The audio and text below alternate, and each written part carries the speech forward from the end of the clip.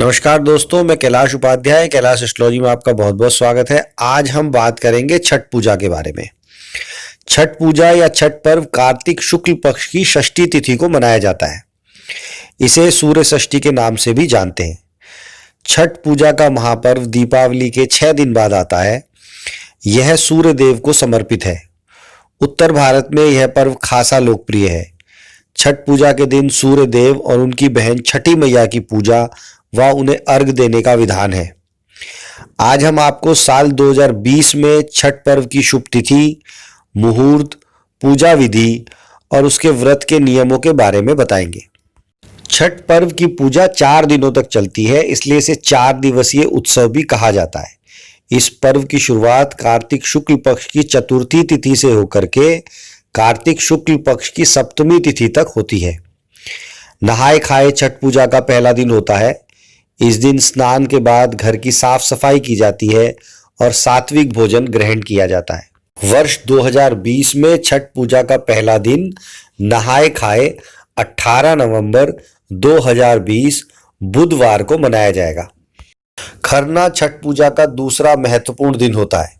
इस दिन निर्जल उपवास रखा जाता है, यानी कि इस दिन व्रत रखने वाला व्यक्ति जल ग्रहण नहीं करता। इस दिन संध्या काल के समय गुड़ की खीर, घी लगी हुई रोटी और फल प्रसाद के तौर पर ग्रहण किए जाते हैं। छठ पूजा का दूसरा दिन खरना या लौंडा इस वर्ष 19 नवंबर गुरुवार के दिन होगा। छठ पूजा का तीसरा दिन संध्या अर्घ का होता है। इस दिन शाम के समय सूर्य देव को अर्घ दिया जाता है। अर्घ देने के लिए बांस की टोकरी में फल, ठेकुआ, चावल के बने लड्डू आदि चीजों को सूप में सजाया जाता है और व्रत करने वाला व्यक्ति अपने परिवार के साथ संध्या काल के समय सूर्य भगवान को अर्घ देता है। सूर्य देव को जल और दूध का अर्घ देने के बाद सजाए गए सूप से छठी मैया की पूजा की जाती है। सूर्य उपासना के बाद छठी मैया के गीत गाकर व्रत कथा सुनी जाती है। इस वर्ष छठ पूजा का तीसरा दिन अर्थात सांध्यकालीन अर्घ 20 नवंबर शुक्रवार को होगा। चौथा दिन अर्थात उषा काल का अर्घ। छठ पर्व के अंतिम दिन सुबह के समय सूर्य देव को अर्घ देने का विधान है। छठ पर्व के चौथे दिन प्रातःकाल सूर्य देव को अर्घ देने के लिए किसी नदी के घाट पर पहुंचकर उगते हुए सूर्य को अर्घ दिया जाता है और छठ मैया से अपने परिवार की सुख समृद्धि की कामना की जाती है।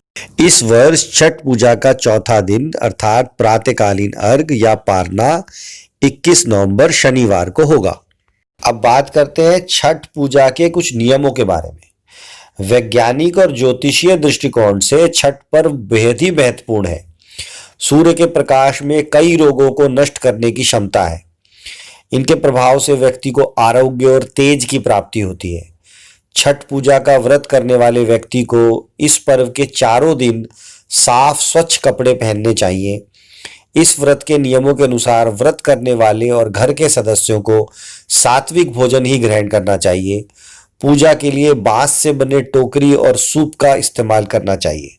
इसी आशा के साथ कि इस छठ पर्व के उपलक्ष्य पर आपको भगवान सूर्य और छठी मैया का आशीर्वाद प्राप्त हो।